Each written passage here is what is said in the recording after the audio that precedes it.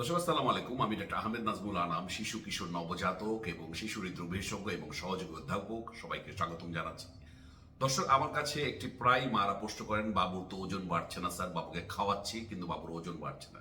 তো এই জিনিসটা নিয়ে আসলে মা বাবারা খুবই ব্যস্ত থাকেন। তো আমি আজকে আপনার যে টপিক সেটা হচ্ছে ডাক্তার নাজমুলের ডায়েট হ্যাকস, অর্থাৎ আমি আপনাদের বাবুদের সারাদিনের খাওয়ার কিছু রেসিপি আমি বাতলে দেবো আজকে, যেটা আপনি খাওয়াতে পারেন তাহলে বাবুর ওজন অবশ্যই বাড়বে।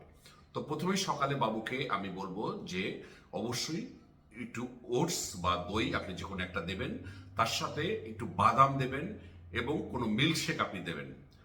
দুপুরবেলা আপনার বাবুকে ভাত বা রুটি যে কোনো একটি দিন এবং প্রোটিনের যে কোনো সোর্স, সেটা ডাল হতে পারে, চিকেন হতে পারে, অথবা মাছ হতে পারে, যে কোনো একটি দিন, এবং তার সাথে একটা সবজি দেবেন।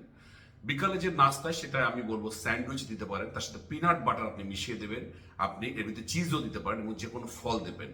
তো আপনি বিকাল 5টা এবং দুপুর 11টার সময়, আপনি সকাল 11টার সময় আপনি এই নাস্তা খাওয়াতে পারেন।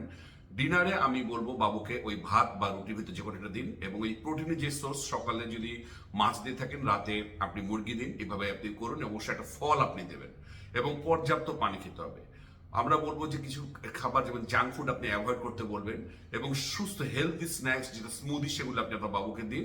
এবং বলেছি পর্যাপ্ত পানি খান, আমি বলবো তাতে ওজন বাড়বে। এরপর যদি ওজন না বাড়ে দীর্ঘ সময়, আপনি ডাক্তারের সাথে যোগাযোগ করবেন। ধন্যবাদ সবাইকে।